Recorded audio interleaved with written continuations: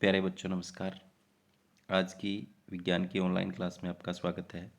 प्यारे बच्चों, आज हम कक्षा 8 अध्याय 10 किशोरावस्था की ओर के कुछ महत्वपूर्ण एमसीक्यू करने वाले हैं। तो जो बच्चे चैनल को देख रहे हैं, जिन बच्चों ने अभी तक चैनल को सब्सक्राइब नहीं किया, सब्सक्राइब कर लें, लाइक कर दें, अपने साथियों को शेयर कर दें। तो शुरू करते हैं हम आज की क्लास का पहला क्वेश्चन। किसी व्यक्ति की लंबाई किस पर निर्भर करती है?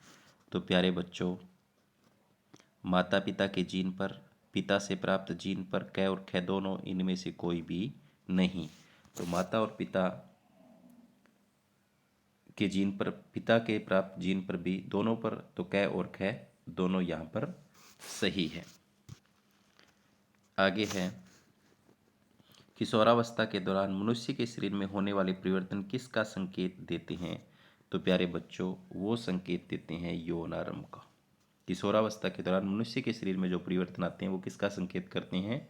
यौनारंभ का संकेत करते हैं। निम्न में से किस में जनन अक्षमता का विकास होता है?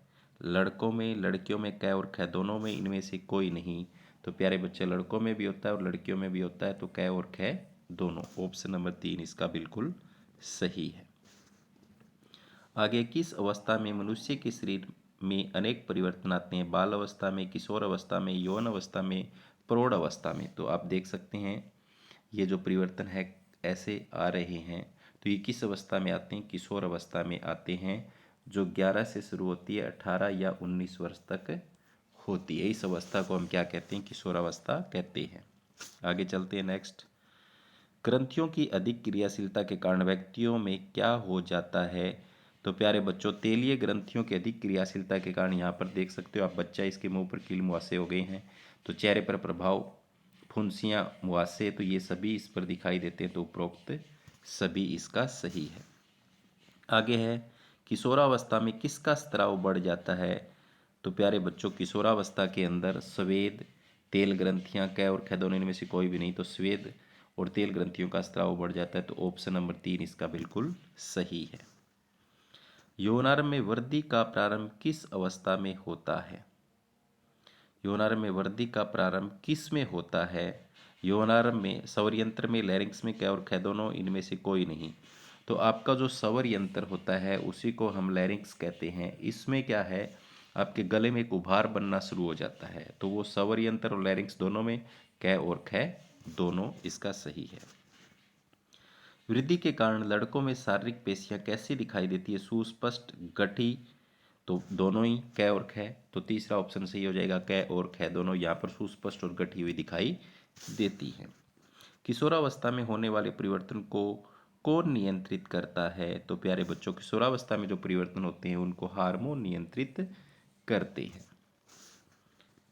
आगे, किसी भी व्यक्ति के शरीर को स्वस्थ रखने के लिए किसकी आवश्यकता होती है? तो प्यारे बच्चों, संतुलित आहार की आवश्यकता होती है। किसकी आवश्यकता होती है? संतुलित आहार की। संतुलित आहार किसे कहते हैं? वह भोजन जिसमें हमारे शरीर के लिए आवश्यक उपस्थित पोषक तत्व जैसे कार्बोहाइड्रेट, प्रोटीन, वसा, विटामिन, खनिज, लवणांश, जल उचित मात्रा में, उसे कहते हैं संतुलित आहार। आगे नेक्स्ट, जनन अंग क्या उत्पन्न करते हैं? तो प्यारे बच्चों, जनन अंग जो होते हैं युग्मक उत्पन्न करते हैं। बिल्कुल सही बात है, युग्मक कहते हैं।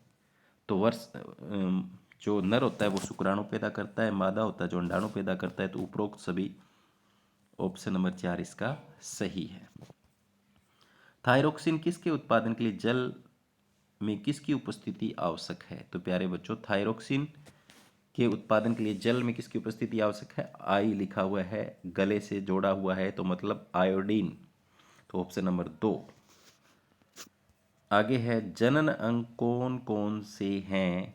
तो प्यारे बच्चों, आपका वर्षण जनन अंग है, अंडाशय है, तो क और ख दोनों हो जाएंगे। वर्षण जो होता है वो शुक्राणु पैदा करता है, आपको पता ही है। और अंडाशय क्या पैदा करता है? अंडाणु पैदा करता है। इनको युग्मक कहते हैं। किशोरावस्था में व्यक्ति में किसका विकास होता है? मानसिक, बौद्धिक, संवेदनात्मक, उपरोक्त सभी।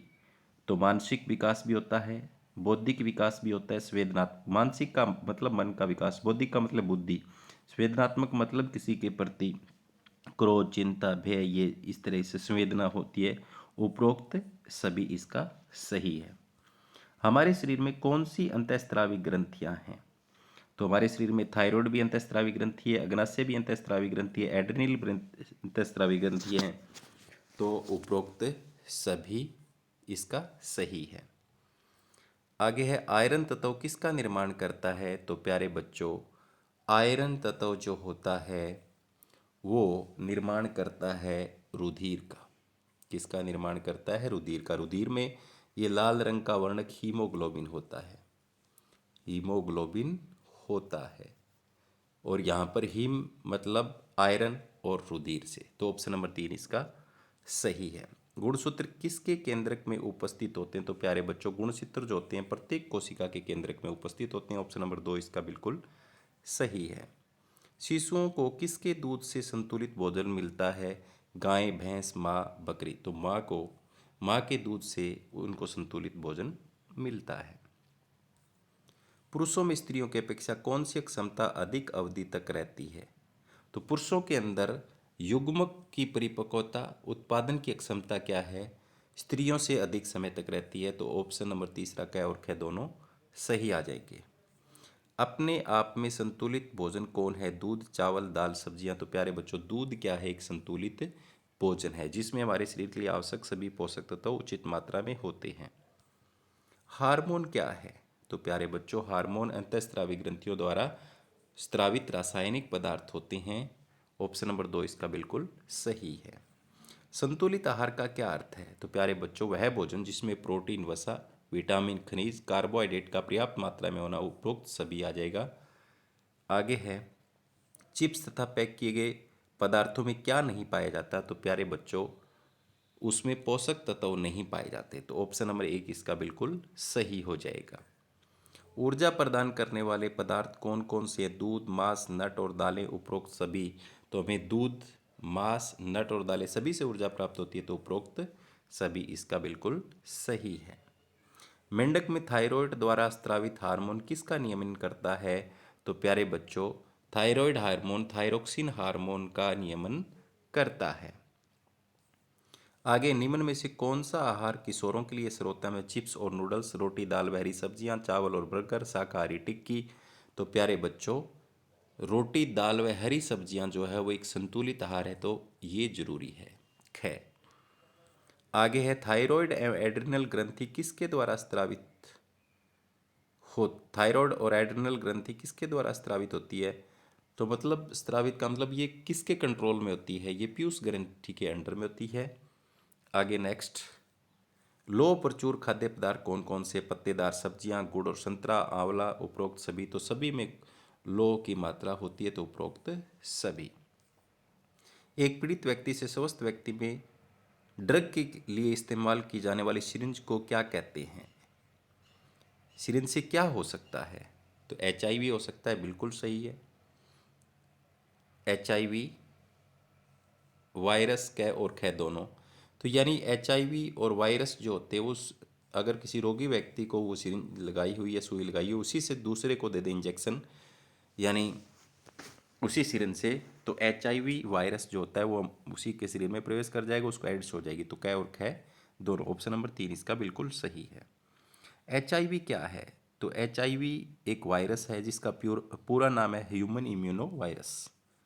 H से ह्यूमन, I से इम्यूनो, V से वायरस, जो एड्स का कारक है। आगे नशीले पदार्थ कौन कौन से? ड्रग्स, शराब, तंबाकू। उपरोक्त सभी नशीले पदार्थ हैं। आगे शरीर को चुस्त एवं स्वस्थ कौन रखता है? ताज़ी हवा में टहलना, खेलना, व्यायाम करना। उपरोक्त सभी। तो उपरोक्त सभी चुस्त रखते हैं। आगे है वृद्धि किस समय से होने लगती है? जन्म से, जन्म के बाद, जन्म के समय से, जन्म के साथ साथ। तो प्यारे बच्चों, वृद्धि जो होती है वो जन्म के समय से ही शुरू हो जाती है। ऑप्शन नंबर 3 इसका बिल्कुल सही है। वृद्धि क्या है? तो प्यारे बच्चों, वृद्धि जो होता है आप देख सकते हो ये एक प्राकृतिक प्रक्रम है। पीड़ित माँ से उसके शिशु में किसके द्वारा HIV हो सकता है? तो प्यारे बच्चों, अगर किसी माता को एड्स है, HIV है, तो दूध द्वारा। Option number 1। किशोरावस्था की अवधि किस में भिन्न भिन्न होती है? बच्चों में, व्यक्तियों में, किशोरों में, यौनारंभ में? तो किशोरावस्था की अवधि जो होती है भिन्न भिन्न होती है व्यक्तियों में, बच्चों में, किशोरों में, यौनों में। तो इसका यहाँ पर क्या सही है? अलग अलग व्यक्तियों को मतलब लड़कियों और लड़कियों में अलग में थोड़ी बहुत आगे पीछे हो सकती है। तो ऑप्शन नंबर 2 इसका बिल्कुल सही है। किशोर को क्या कहा जाता है? तो किशोर को कहा जाता है टीनेजर्स। क्या कहा जाता है? टीनेजर्स। शरीर में होने वाले परिवर्तन किस प्रक्रिया का एक भाग है? तो प्यारे बच्चों ये क्या दिखाई दे रही है आपको? ये परिवर्तन जो हैं वो वृद्धि को दर्शाते हैं। तो ऑप्शन नंबर 1 इसका बिल्कुल सही है। किस आयु के बाद वृद्धि में एकाएक तीव्रता आती है? तो प्यारे बच्चों 10 या 11 वर्ष की आयु के बाद वृद्धि में एकाएक तीव्रता आती है, क्योंकि किशोरावस्था शुरू हो जाती है तब। आगे तो आज की क्लास में बस इतने ही। तो प्यारे बच्चों उम्मीद करता हूँ कि आपको ये एमसीक्यू समझ में आए होंगे। धन्यवाद।